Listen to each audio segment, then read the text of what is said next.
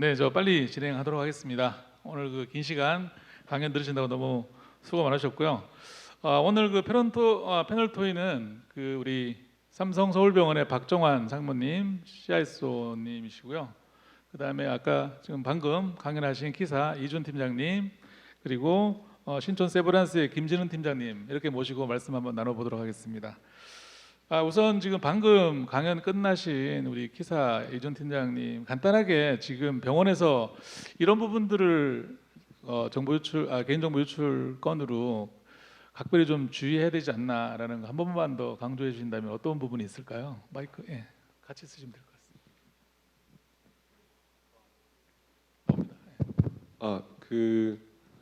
요즘 코로나 때문에도 요즘 이제 고령화 사회가 되다 보니까 요양원으로 병원에서 요양원으로 이제 환자의 정보를 전송해 주거나 할 때가 있더라고요. 그리고 예전에 이제 코로나 때 요양원에서 코로나 발병한 환자분에 대한 정보를 송수신할 때 이제 오류가 생기거나 담당자 실수로 동보 발송 내지 이런 것들이 진행되면서 유출 사고로 좀 발생하는 게 있기 때문에 전송하시거나 이메일 동보 발송 사고랑 비슷합니다.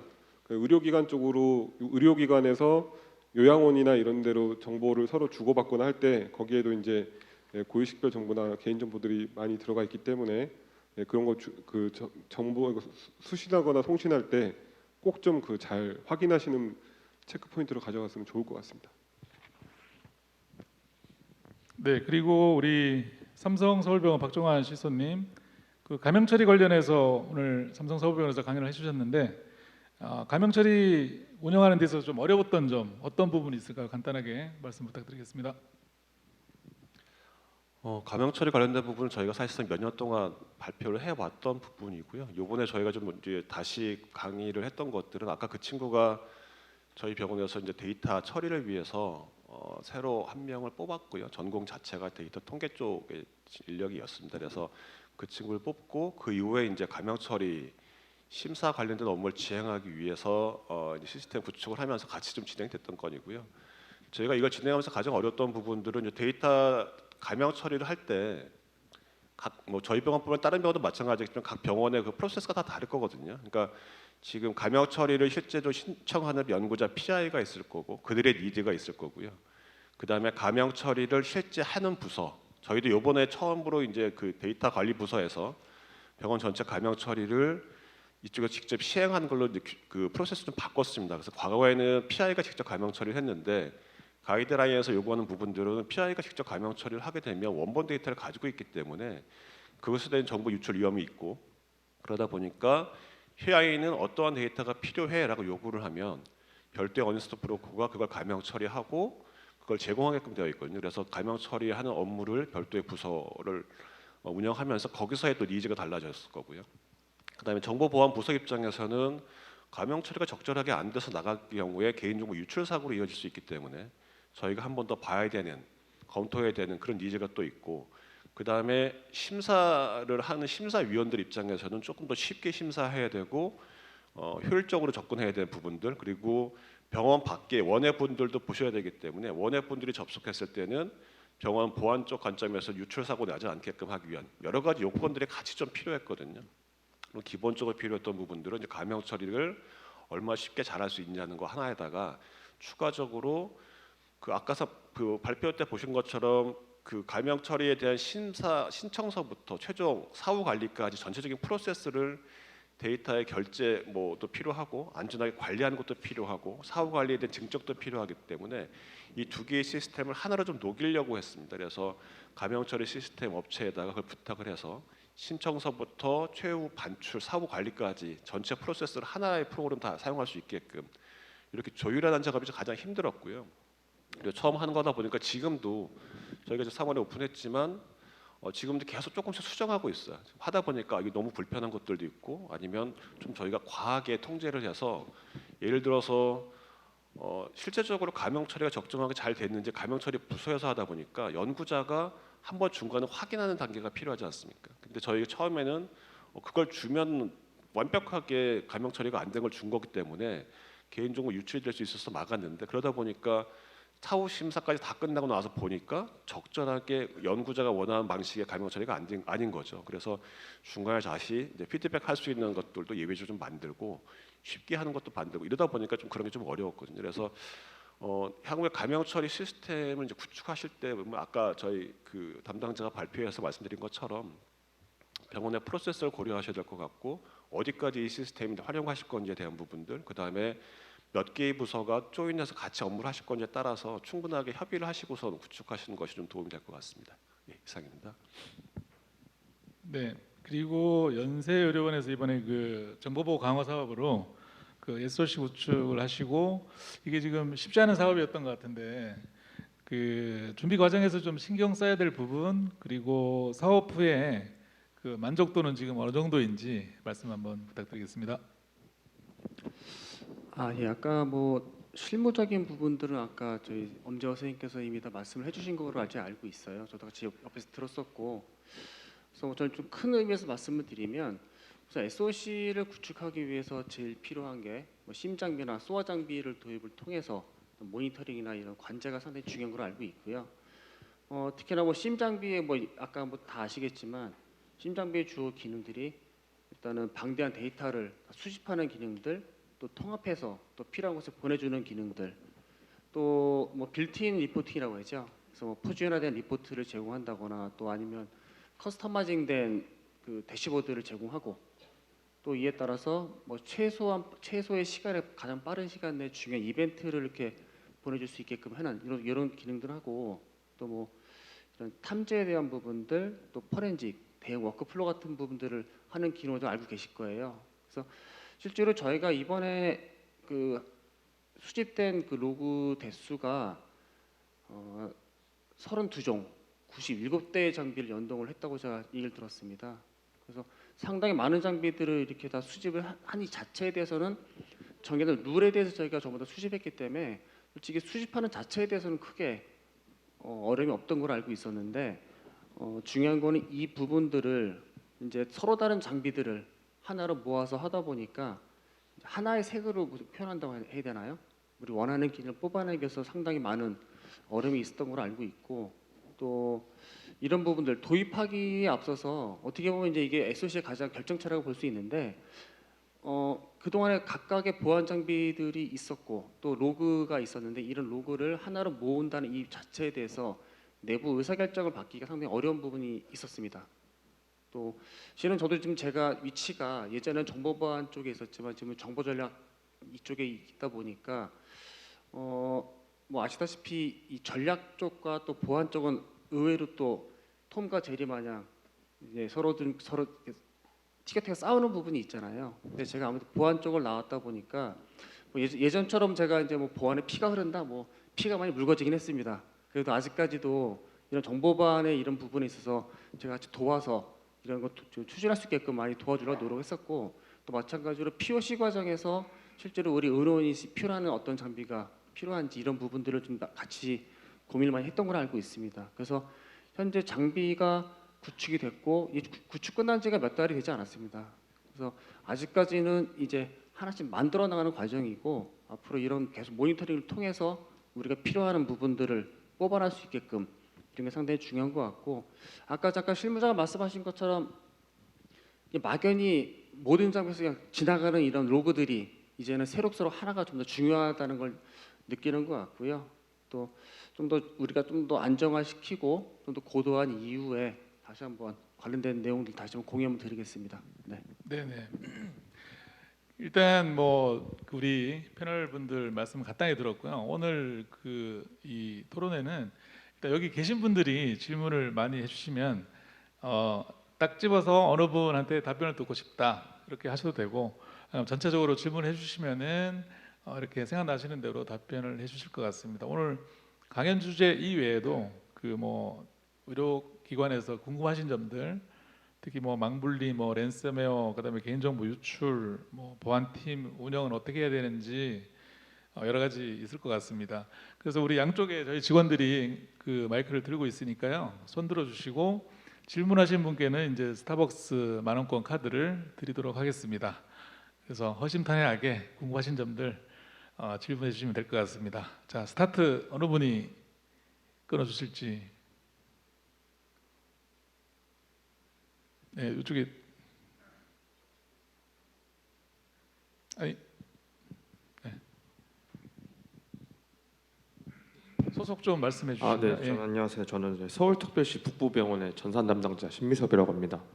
얼마 전에 좀 최근에도 좀 이슈가 있는 것 같은데 이제 홈페이지 네이버 피싱이라고 이제 홈페이지 같은데 이제 네이버 로그인 창이 이게 갑작스럽게 나오고 갑자기 사라지는 그래서 이제 사람들이 이제 네이버 아이디와 패스워드를 입력해서 그 정보를 이제 빼간다고 요즘에 이런 이슈가 있는데 요 이슈에 대해서 이제 대응 방안과 이제 그게 어떤 원리로 이제 피싱이 되고 있는지 거기에 대해서 답변 부탁드립니다. 관련돼서 네, 그 사항이랑 그런 이제 상황들 해서 좀 궁금해서 물어보겠습니다. 네, 예. 그 일반적인 피싱하고 똑같은 거고요. 그 URL이나 스마트폰으로 URL이나 이메일로 받은 걸로 해서 상당수의 그 국민분들이 좀 계정이 탈취당한 것 같은데 아까도 제가 교육 강연 중에도 말씀을 드렸지만 그 URL 클릭하는 거에 대해서는 조심 유의하라고 말씀을 드리고요. 현재는 조사 중이라서 어떤 방식으로인지 이런 것들은 저희가 말씀드릴 수는 없을 것 같고요. 좀 공표돼야지 좀 제가 편하게 말씀드릴 수 있을 것 같습니다. 그 해당 사안은 저희 쪽에서도 계속 지켜보고 있는 상황입니다. 감사합니다.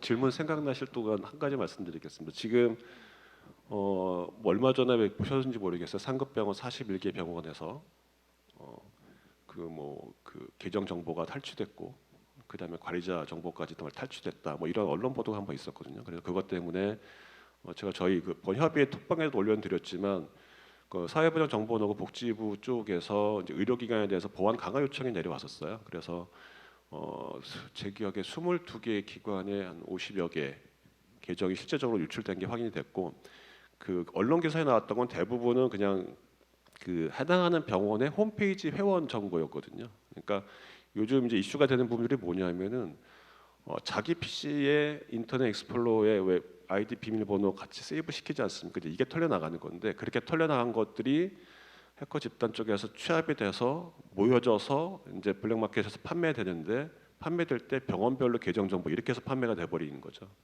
그러면 각각 병원에서 사실상 해당하는 병원이 털린 건 아닌데 병원의 홈페이지 계정 정보라고 해버리니까 병원이 털린 것처럼 이제 보도가 나가고 거기에 대한 또 후속 조치가 좀 필요하고 이런 사항도 있었고요.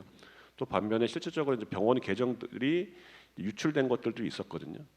그것도 저희 같은 경우에 이제 1년에 한두 번 정도씩 주기적으로 점색을 해서 있는 걸 찾아내는데 대부분 보면은 이제 예를 들어서 뭐 그렇진 않겠지만 데일리 CQ 여기에 뭔가 이렇게 강의 신청을 하면서 저희 삼성서울병원 삼성서울병원의 그 메일 계정을 등록을 시키면 만약에 이쪽 데일리 CQ가 털렸다라고 하게 되면 저희 정보가 나가는 거죠. 그런 식으로 해서 계정 정보가 나가는 부분들이 일부 좀 있는 것 같습니다. 그래서 그런 부분 좀 조심하셔야 될 것 같아서 저희는 내부적으로는 타학회나 아니면 다른 기관의 인증이나 이런 거가 필요할 때 병원에 그 계정을 쓰지 못하게끔 권고를 하고 있고요. 그리고 요번에 이제 그 저희가 어쨌든 간에 인지한 병원 홈페이지 회원들이 있거든요. 저희 같은 경우에 한 30명 정도가 계정 정보가 탈취된 것 같아요. 그래서 그분들의 그 계정은 전부 다 일지적으로 다 막아놨습니다. 그래서 계정을 다 패스워드 다 초기화시켰고 그리고 접속했을 때 다른 비밀번호로 바뀌어야지만이 사용하실 수 있게끔 이렇게 막아놨습니다. 그래서 혹시 그 41개 병원에 해당되신 분들이 있다면 저희가 그냥 모른 척하기에는 그분들 결국 병원의 환자들이고 그분들의 홈페이지 계정 정보를 통해서 아이디 비밀번호가 맞다면 유출될 수 있는 리스크가 있으니까 그런 것도 한번 차단해 놓고 대응하시는 것도 한번 필요하실 듯 합니다. 네네. 잘 주셨는데요. 여기다 저도 잠깐 첨언을 드리는 사안으로 그 여러분들이 그 좀 유출 사고로 계정이 털렸을 때 그 일단 뭐 개인적으로든 아니면 조직 차원에서든 조금 안 바꾸는 게 딱 하나 있습니다. 지금 아이디를 안 바꾸거든요. 그러니까 내부망에서 쓸 수 있는 아이디는 뭐 안 바꿔도 되는 거지만 만약에 그 외부 접점으로 관리자 페이지에 접근할 수 있는 권한에 대해서는 뭐 제가 다른 강연장에서도 말씀드렸지만 어드민 들어간 거는 절대 좀 쓰지 말아 주시고요. 그다음에 아이디가 만약에 계정이 털렸다고 하면 그 조직에서 좀 조직에든 요청을 해가지고 웬만하면 아이디도 같이 바꾸셨으면 합니다. 요거는 예, 전에 말씀드린 부분에다가 좀 추가적으로 꼭 하셨으면 좋겠다는 부분으로 말씀드린 겁니다. 네, 그리고 피싱 관련해서는 지금 뭐 그 내부 보안 교육이 굉장히 좀 중요한 것 같은데 연세의료는 어떤 식으로 뭐 좀 내부 보안 교육 좀 소개해 주실 만한 사례가 있을까요?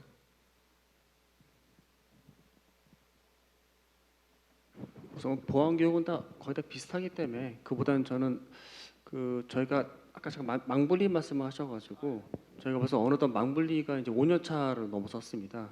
그래서 꽤 오랜 기간 망분리를 해왔었고 준비를 해왔었고 2019년도에 망분리를 실제로 시행해서 이제 5년 차가 됐는데 일단 결론적으로 말씀드리면 잘했다라는 거가 일단 제일 중요한 것 같고 최근에 저희도 이제 서버팜 쪽에 장비를 하나 옮기면서 그 서버팜이 이제 새로 자체적으로 관리된 서버가 저희 서버팜으로 넘어오면서 그 로고를 보다 보니까 그 아무리 망분리를 하더라도 내부 안에서 랜섬웨어가 이렇게 도는 거는 막을 수가 없더라고요.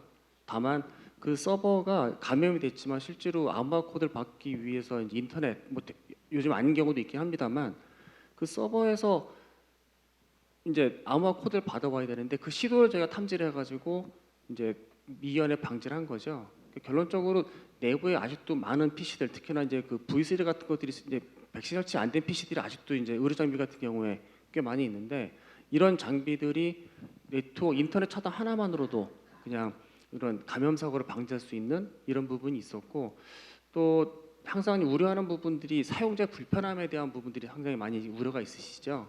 근데 예전과 다르게 저희 모바일로 많이 이제 인터넷 해킹이나 이런 걸 많이 쓰시기 때문에 의외로 이런 허들이 적었다라는 거를 여전히 느끼고 있고 다만 이제 저희가 좀 더 조심해야 될 부분들은 저희가 망분리를 함으로써 망연계 솔루션을 통해서 대부분의 내부의 개인 정보들을 외부망으로 넘길 때 뭐 승인을 받고 증정을 쌓긴 합니다만 그런 자료들이 외부망으로 넘어간 이후에 거기서 또 이제 계속 보관하고 있으면 그 외부망 PC는 또 거기 안에 개인 정보가 있는 거잖아요, 그렇죠?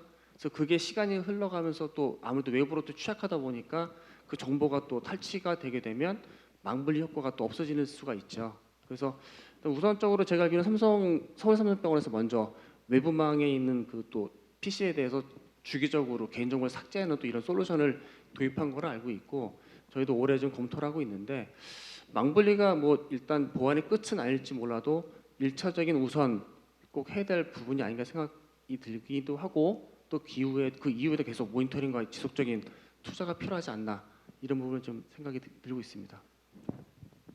그 망분리 부분 조금 더 말씀드리면요. 저희도 망분리를 했는데 일단 세브란스 병원에서 말씀해 주셨지만 뭐 그렇게 쉽지 않아요. 저는 해보니까 힘들었습니다. 힘들고 왜냐하면은 아무래도 불편하고 가용성에 떨어지는 부분이니까 좀 힘든 부분이 있는데 근데 지금 말씀하신 것처럼 보안상 관점에서는 상당히 많은 좀 도움을 좀 받고 있습니다. 그래서 조금 부연 설명드리면 저희가 망분리하고 나서 망분리한 PC에서 악성 코드 감염이 내부망 쪽으로 넘어온 경우 한 케이스도 없었거든요.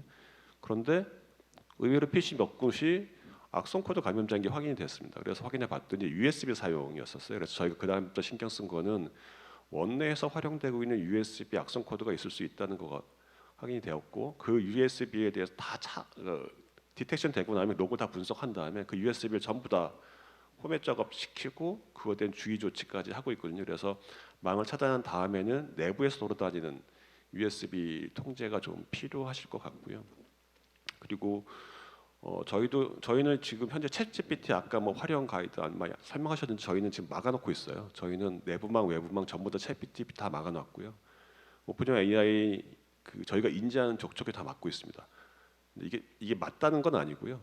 저희도 분명히 열어야 될 것이고 나가야 될 방향은 그걸 활용하는 게 맞는데 현재 시점에서는 리스크가 정확히 분석이 안 돼서 지금 막고 있고 그것에 대해서 안전한 활용 방안을 저희가 조금 고민을 하고 있거든요. 그래서 그 기준을 수립하고 그 다음에 정책을 만든 다음에 오픈하려고 하고 있는 상황이라서 그런 부분까지도 좀 저희 쪽에서는 통제를 하고 있는 부분으로 많이 욕을 좀 먹고는 있는 그런 상황입니다.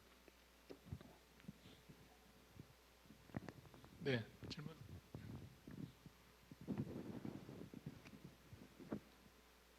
안녕하십니까. 저는 법무부 서울보건관찰소에서 왔고요. 저희가 이제 국립법무병원을 운영하고 있어요. 근데 이제 작년 같은 경우 더불어민주당의 이제 기정민 의원실에서 저희 국립법무병원이 유일하게 DUR 심평원과의 DUR 연계가 안 돼 있다.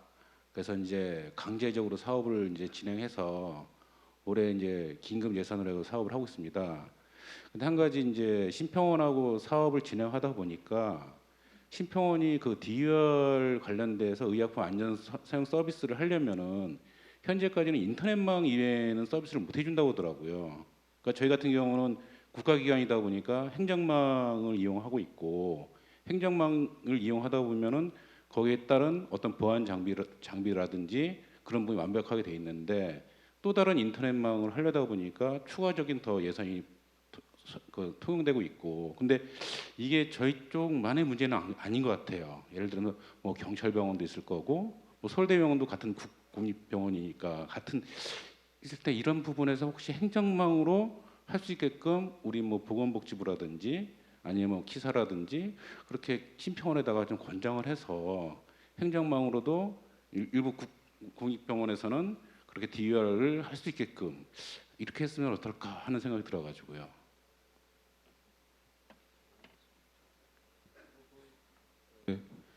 그거 좀 설명을 드리기 전에요. 그 어떤 상황인지는 알 것 같은데 일단은 요즘 G클라우드 쪽으로 아마 업무 협의를 하시면 좋을 것 같고요. 저희 기관 같은 경우에는 보건복지부 쪽하고는 컨택 포인트가 없어서 업무 협의는 그렇지만 그 이제 보건복지부랑 거기 법무부 병원이랑 심평원이랑 해서 굳이 풀 수 있다는 거는 G클라우드로 푸시면 좋을 것 같고요. 국자원을 통해서. 그리고 아마 그 전에 보안성 평가나 이런 것들은 다 받으실 거니까 좀 그러면은 좀 더 수월하게 진행될 수 있지 않을까 합니다. 네, 안녕하세요. 저는 그 녹십자 아이메드 개인정보보호 담당하고 있는 조현승이라고 합니다. 이번에 9월달에 이제 개인정보보호법이 새로 이제 시행이 되는 것 중에서 아무래도 저희 병원 쪽이다 보니까 그 민감정보 관련해서 좀 주의 깊게 좀 보게 되는 것 같아요. 근데 이제 바뀌는 법에 보면 그 서비스나 이런 것들 제공하기 전에 민감정보가 공개될 가능성이 있는지에 대해서 판단하고 그게 있으면 사전에 정보 주체에게 알리고 또 그걸 이제 비공개로 처리할 수 있는 방법을 정보 주체에게 안내해야 된다는 이제 조항이 있는 걸로 알고 있는데요. 그러니까 아직까지 정확하게 이제 뭐 가이드나 이런 것들이 나오지 않아서 그런지 모르겠지만 제가 지금 고민하기로는 어떤 것들이 그런 상황에 해당하고 그리고 이런 것들을 어떤 방식으로 좀 조치를 해야 되는지 감이 좀 안 오는 상황이거든요. 혹시 앞에 나와 계신 분들께서는 현재 9월달에 개인정보보호법 시행되기 전에 관련해서 좀 대비하고 있는 부분들이 있는지 좀 궁금합니다. 사실 시행령 지금 나온 지 며칠 안 돼서 저희도 지금 마찬가지로 좀 여러 가지 항목을 분석하고 있거든요. 아까 뭐 그 강의하시면서 말씀하신 것처럼 앞으로 72시간이네. 정말 이제는 우리가 늦게 인지해야겠네. 아니면 인지하면 시간 단위를 재야겠네. 그럼 72시간 이 시간이 워킹데이 기준일까? 아니면은 주말 끼면 어떡하지? 뭐 이런 생각도 저희 좀 하고 있는 상황이 또 있었고, 그다음에 그 뭐 1000건 이상이라고 하셨는데 어떻게 보면은 민간 정보가 포함되어 있으면 한 건 이상이라도 뭐 무조건 의무적으로 신고해야 되는 것처럼 또 나와 있어서 그것을 해야 되나? 또 다른 케이스는 앞으로 과거에는 이제 정보통신망에 의해서 수집돼 있던 정보, 개인 정보에 대해서 활용 이용의 내용만 통보했었기 때문에 문제가 없었는데 이제 개인 정보를 오프라인에 수집하는 것도 같이 마찬가지로 두 개를 묶어서 한꺼번에 관리한다고 하면 병원들도 뭐 100만 명 이상의 정보를 가지고 있거나 이런 병원은 그러면은 다 환자들한테 일일이 다 개인 정보 이용 내역을 통보해야 되나 이런 것도 고민하고 있고요. 좀 전에 말씀하셨던 그런 부분도 마찬가지로 고민을 하고 있는데 저희도 막 알아보는데 사실상 지금 물어볼 때가 그렇게 많이 있지는 않거든요. 그 시행령이 나왔고 그거에 대한 해설서가 아직 나오지 않은 상황이라서 그래서 뭐 광고는 아니지만 6월달에 저희가 그 학회 협회 그 정보보안 세미나를 하는데 그때 그런 내용들 변경한 내용들에 대한 시행령까지 같이 분석을 해서 관련된 변호사분들 좀 질문해갖고 요게 이렇게 해석될 것 같고 병원에서는 이런 식으로 좀 준비하시면 좋을 것 같다. 이런 식의 내용을 좀 자료를 시간을 마련했거든요. 그래서 조금 시간을 주셔야지 좀 정확하게 제가 답을 좀 드릴 수 있지 않을까 싶고요. 지금 말씀하신 것처럼 항목 하나가 너무 부담되는 게 많아요. 뭐 개인정보 전송권 같은 경우도 지금 관련된 것들 개보위 쪽과 같이 계속 회의하고 있는데 환자가 와서 내 데이터를 와산병원에 보내줘, 삼성병원에 보내줘 하면은 얼마나 많은 데이터를 어느 범위까지 보내줘야 되지? 이라는 부분들. 거꾸로 또 삼성서울병원 입장에서는 환자가 무조건 개인정보를 보낸다고 하면 다 받아야 되나?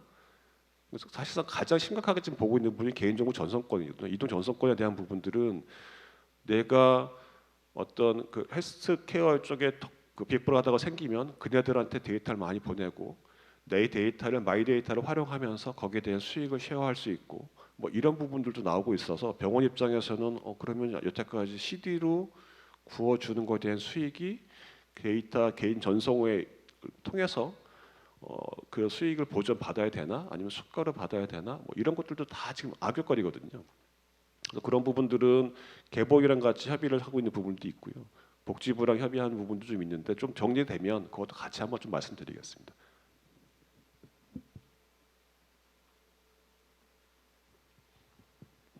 날짜를 정확히 말씀드리면 6월 15일입니다.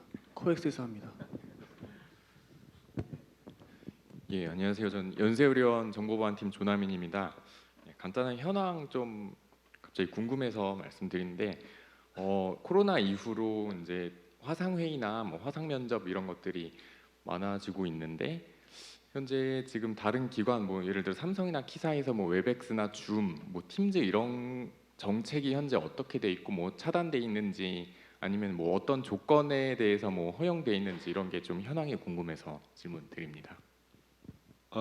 일단 저희 기관 기준으로 설명을 드릴게요. 저희 기관도 망분리한 지는 한 10년 정도 됐고요. 외부망에서는 그냥 뷰어밖에는 실행이 안 됩니다. 편집이 안 되고요.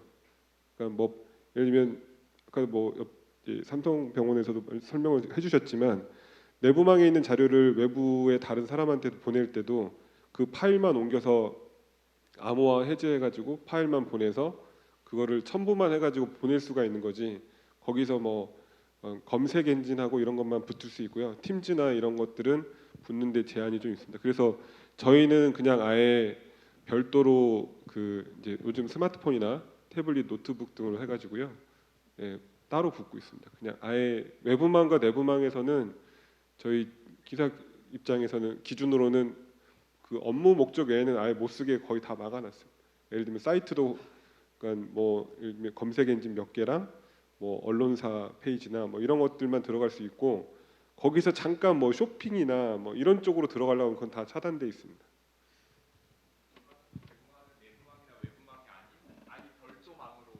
네, 그러니까 요즘은 뭐 다들 뭐 데이터 무제한도 쓰고 하다 보니까 회의 자체를 약간 좀 저희 팀이나 저희 조직적으로 놓고 보면은 그냥 기차 타고 가면서도 하고요. 좀 자유롭게 하는 것 같습니다. 이렇게 어디 모여서 하기보다는 요즘은. 감사합니다. 삼성 같은 경우에는 지금 녹스 미팅이라는 게 있어서 그룹 내 별도 솔루션이 있습니다. 그래서 원칙 회의는 이제 그걸 통해서 하는 거가 원안이고요. 근데 외부에서 만약에 회의 뭐 개방 뭐 만들어서 요청이 오게 되면 참석해야 되니까 그걸 참석을 하는데 사실상 저희는 지금 내부망에서 줌 접속이 가능해요. 그거는 저희가 차단을 하지 못했고 그걸 이제 외부망 접속으로 이제 바꾸는 작업을 좀 현재 진행 중에 있는 상황이 있고 그러니까 내부망에서 가능한 건 다 막았고 뭐 저희는 13, 14년 전부터 지금 뭐 카톡서부터 뭐 아니면 모든 메신저 이런 거 다 막혀 있거든요. 근데 회의 관련된 부분들은 특히 지금 코로나 오면서 활용도가 너무 높아졌기 때문에 막을 수가 없었고 그러다 보니까 망 시스템이 분리가 됐음에도 불구하고 아직까지 그건 차단 못 하고 있습니다. 차단을 해서 이제 외부망으로 옮기는 작업은 올해 계획하고 있습니다. 이쪽 손 한 번만 더 들어주십시오. 그리고 아까 저쪽 그 세 분 카드 전달 좀 부탁드릴게요. 스타벅스 카드 드렸어요. 네. 키사에 한번 그 제안 드려보고 싶은 게 있습니다. 그 요즘 키사가 인원들이 적으신데 이렇게 개인정보 조사하시고 하시는데 굉장히 어려움이 많은 건 잘 알고 있습니다. 그리고 결국에는 사고가 나기 전에 사고를 예방하는 게 더 좋을 거고, 그런 측면에서 각종 PISF나 같은 세미나에서 그런 기사에서 발표를 많이 하시는 걸로 알고 있는데, 그러니까 이런 측면입니다. 아까 뭐 CCTV도 얘기하셨었고 그 파쇄도 얘기를 하셨었는데, 그런 기사에서 그런 병원들한테 좀 알려주고 싶은 사항들, 혹은 병원의 그런 궁금증, 아까 박정환 사모님도 얘기했었지만 물어볼 창구가 없거든요. 그러면 그런 걸 코어하기 위해서 어떤 그 저희한테 교육을 해줬으면 좋겠다라고 하는 것들을 협회에다가 조금 주시면, 협회 단톡방이 있어요. 그러면 그런 정보들 공유를 하거든요. 그래서 그런 정보 보안을 잘 하기 위한 노하우, 그리고 그런 실제 이런 걸 주의해야 된다는 주의점, 그리고 병원에서 요구하는 게 무엇인지 좀 듣고, 그렇게 하면 결국에는 정보 보안의 수준이 올라갈 거라고 생각을 하거든요. 그래서 사고가 나기 전에 막을 수 있는 그런 협력 체계가 꼭 아이삭뿐만 아니라 키사에서도 가능하다고 생각을 하거든요. 그래서 그런 것들을 한번 생각해 보셨으면 좋겠다는 생각이 들었습니다. 그냥 제가 좀 설명을 드리면, 일단 저는 아까 제 소개에도 나와 있다시피 이제 조사단에서 조사 업무를 진행하면서 제가 이제 경험을 가지고 좀 설명을 해드리는 건데요.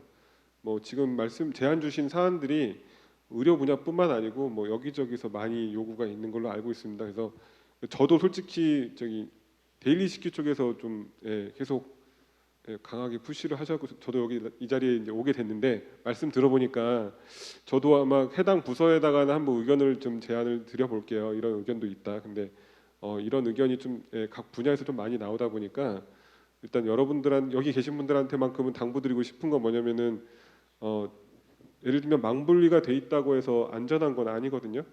거기에도 또 또 다른 취약점이 또 발생을 할 수 있고, 그리고 이제 직원이 잘 몰라서 담당자 실수같이 해서 외부망에서 내부망으로 수신된 자료가 송신된 자료에서 또 감염이 될 수도 있고 여러 가지가 있습니다. 그래서 요즘 추세로는 그 아까도 말씀드렸던 정보보안 차원에서 그냥 어떤 것도 믿지 않고 그냥 좀 프로토콜을 많이 바꾸셔야 돼요. 이제는 그러니까 뭐 제한에 대해서 계속 교육도 하고 하는데, 좀 어느 분야나 공통적인 특징이 좀 있습니다. 여러분들의 공감하시겠지만 개인정보라는 거나 정보보안이 좀 어떤 분야에서든 메인으로는 좀 자리 잡혀 있는 부분이 좀 없어서, 그리고 인사이동도 좀 작고, 그리고 이제 전문가가 아니더라도 좀 와서 하다 보니까 그런 게 있는데, 역으로 좀 생각하면은 여기서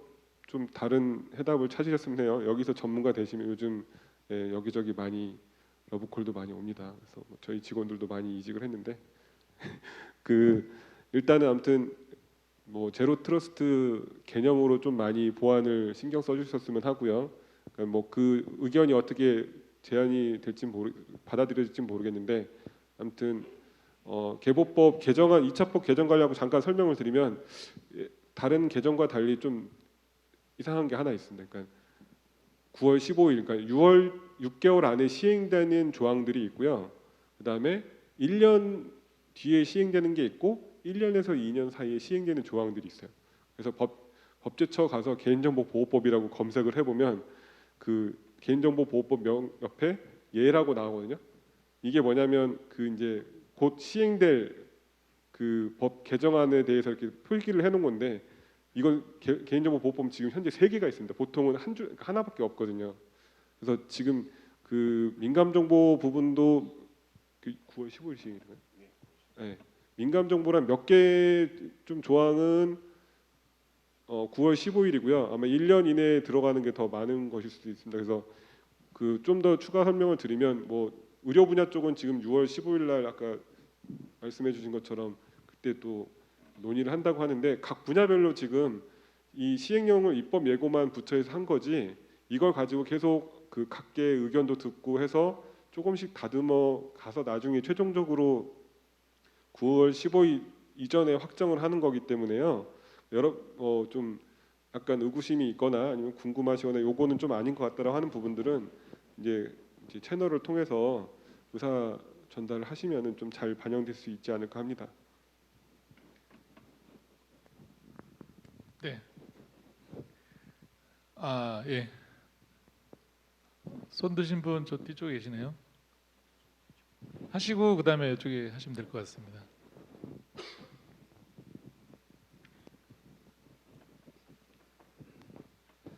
네, 안녕하세요. 저 삼성창원병원의 김영준이라고 합니다. 그 의견을 조금 여쭤보고 싶은 게 있는데 아마 여기 계신 모든 분들이 다 알고 계실 부분인데 저희 얼마 전부터 이제 시행됐던 전자무기록 시스템 인증이라는 게 있는데요. 그 안에서 인증 규정 중에 보안성 규정 항목이 있습니다. 이게 저희도 일주기 기준으로 인증을 받았고 내년에 이제 갱신 인증을 받아야 되고요. 실제로 심사도 나가보고 있기는 한데 아무래도 시작한 지 얼마 안 된 인증제다 보니까 제가 보는 관점에서는 보안성에 대한 부분이 기준이 모호한 것들이 좀 많이 있는 것 같습니다. 그래서 실제로 심사 나갔을 때도 상당히 좀 애로사항이 없지 않아 있고요. 그래서 이 부분에 대해서 아마 잘 알고 계시지 않을까 싶은데 어떻게 생각하고 계시는지 2주기 때는 조금 바뀌는 사항들이 있는 건지에 대해서 여쭤보고 싶습니다. 그 부분 제가 답변 드릴게요. 그 EMR 인증 관련된 부분에서 보안성 관련된 부분뿐만 아니라 다른 항목도 마찬가지입니다. 특히 보안성 관련된 부분은 항목별로 지금 전부 다 그걸 구체화하는 작업하고요. 그다음에 그 내용을 조금씩 수정하는 작업을 지금 이미 하고 있습니다. 하고 있고 그걸 이제 사회보장정보원에서 주도로 하고 있고 제가 자문으로 들어가 있는데 항목들을 다 다시 리뷰하고 있고요. 지금 그렇게 심사위원으로 나가시는 분들이나 수감 받으시는 분들이 해석이 불허한 부분들은 다시 다 정리를 하고 있거든요. 그래서 2주기 인증될 때면 아마 조금 더 그 내용이 좀 수정돼 갖고 이해하시 쉽고 그다음에 하시기에 좀 명확할 수 있게끔 내용이 좀 가다듬어지니까 조금 기다리시면 될 것 같아요. 그건. 네, 아까 앞쪽에 드신 분.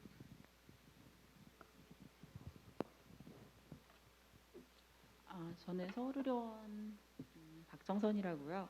하고요. 그 아까 개인정보법 35조 관련해서 한번 여쭤보고 싶은데요.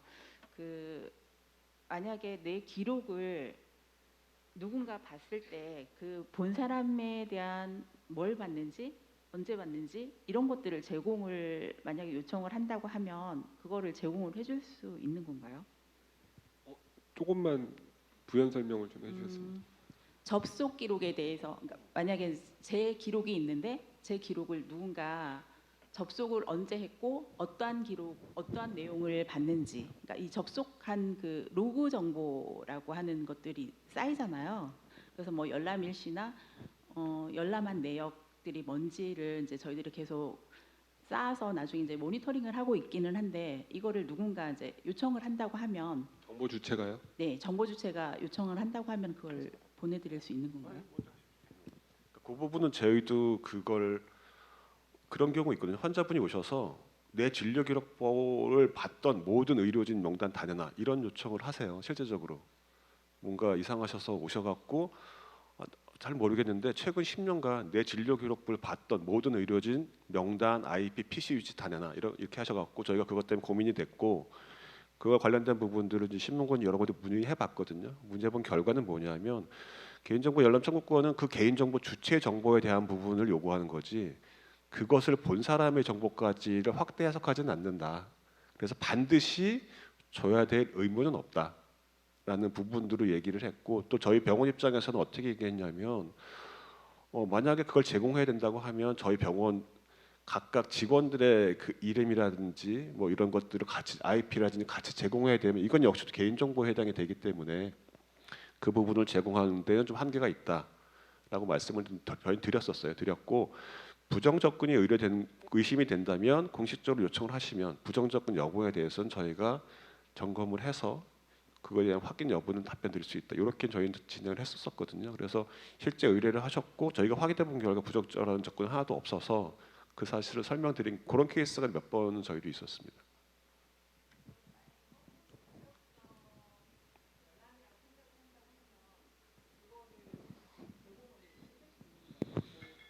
그렇게 되면은 부적절한 접근이 발생돼서 개인정보 유출이나 노출이 됐다고 하면 그거는 정부 주체에게 통보할 의무가 있기 때문에 정부 주체에 통보하고 상황에 따라서는 경찰에 신고까지도 가야 되지 않을까 생각됩니다. 추가로 설명을 드리면요, 그 개인정보, 그러니까 뭐 병원도 마찬가지고 어떤 서비스도 처음에 최초에 개인정보 수집하는 항목이 있고요. 그 다음에 이 서비스를 운영하면서 발생되는 생성되는 개인정보가 있잖아요.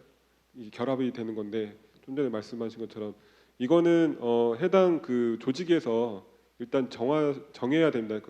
그 기본적인 내용은 말씀해 주셔가지고, 그러니까 처음에 열람 요구고 그다음에 동의 철회나 그다음에 자기결정권에 대한 여러 가지 절차들이 있는데 열람에 대해서는 뭐냐면 내 정보를 어떻게 이용하는지 그거가 너희들이 처리 방침이나 법에서 정한 대로 잘 활용하고 있는지 그것만 확인시켜 주면 되는 거고요. 그리고 좀 두 번째로 말씀하셨던 이제 뭐 고시로 안전성 확보 조치로 말씀을 드리면 그 권한 없는 자가 접근을 한 거잖아요. 아니면 뭐 권한이 있긴 한데 이 사람이 이걸 왜 홍길동이라는 환자의 개인 정보를 왜 봐라고 했을 때의 그 부분은 안전성 확보 조치 4조인가 5조에 보면은 접근 권한하고 그다음에 그 접속 기록할 때 그 기록해야 되는 5가지 항목이 있습니다. 그걸 가지고 판단을 하는 거거든요. 내부 관리 차원에서.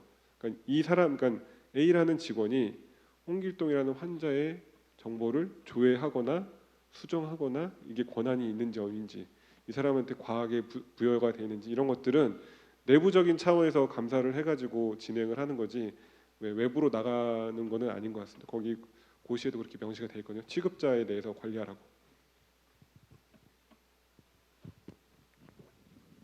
네, 혹시 또 다른 질문 없으신가요? 네. 그러면은 시간도 이제 어느 정도 된 것 같고 한 말씀씩만 해주시고 마무리하는 걸로 그렇게 하겠습니다. 우리 잘생긴 순서부터 이렇게.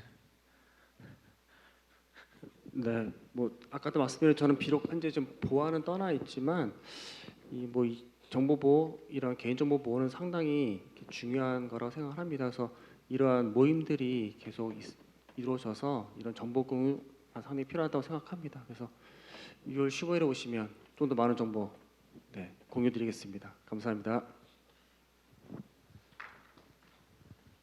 예, 뭐 저도 계속 뭐 강조를 해드려가지고요. 지금 뭐 이제 인사하는 자리에서는 더 말씀드리긴 그렇지만, 아무튼 예전에는 좀 크게 사고가 났다면 유출 사고나 이런 것들이 지금은 좀 특히 의료 분야에서는 이게 좀 별로 중요하게 사소한 부분에서 사고가 많이 발생을 하거든요. 그렇기 때문에 조금 이제 규모 여부를 떠나서 한 번씩 그 정보보안 담당자로서는 지금은 좀 꼼꼼하게 좀 바라볼 필요가 있다. 그 부분만 좀 꼭 유념하셨으면 합니다. 감사합니다. 네, 뭐 계속 말씀드렸던 상황이라서 그 정보 보완하면서 가장 어려웠던 게 저는 그런 것 같아요. 옛날부터 해보면서 보면 내가 이 일을 하고 있는데 어떤 업무를 추진하고 있는데 다른 병원은 어떻게 하지? 아니면 이게 이렇게 하는 게 맞나? 아니면 이게 최신 기술이고 아니면 이 장비가 적정한가? 아니면 이렇게 하기 위해서 다른 기관들은 어떻게 예산 확보를 했고 어떤 식으로 그걸 진행해서 어떻게 인력 확보를 했고 다른 데는 몇 명이 있지? 이런 게 제일 궁금했었거든요. 그래서 뭐 세브란스, 아산, 뭐 서울대, 뭐 이렇게 몇 군데 만나다 보니까 협의가 만들어졌는데 그런 것들을 좀 서로 많이 네트워크 형성을 하셨으면 좋겠어요. 그래서 이렇게 한번 모이시게 되면 주변의 분들도 많이 좀 이렇게 인사하시고 사귀시고 명함도 교류하고 다른 데 가면은 상당히 많은 그런 활용을 하시는데 병원 내부 직원들끼리는 그런 게 별로 적으신 것 같거든요. 그래서 네트워크 형성을 좀 많이 하시고 그리고 만약에 그렇게 공식적으로 좀 궁금하신 게 있으면 저희 쪽에 좀 문의해 주시면 저희가 또 같이 확인해서 알려드리도록 하겠습니다. 그래서 보안 업무를 하시면서 좀 같이 상의하고 의지하실 수 있는 분들이 사실 많지 않지 않습니까? 병원에 뭐 저희 병원이 가장 많은 쪽에 속하지만 저희도 보안하는 인력이 7명밖에 안 되거든요. 아산 7, 세브란스 7 뭐 이런 것 같은데요. 근데 상급 병원 전체적으로 봤을 때 평균이 1.8명 뭐 이렇다고 하더라고요. 그러니까 정말 많지 않은 거죠. 그런데 그런 인력들이 같이 이제 상의하면서 같이 기댈 수 있게끔 네트워크 형성을 좀 같이 잘 했으면 좋겠다는 생각을 좀 해봤습니다. 네, 감사합니다. 네, 오늘 그 참여해주신 세 분께 박수 부탁드리겠습니다.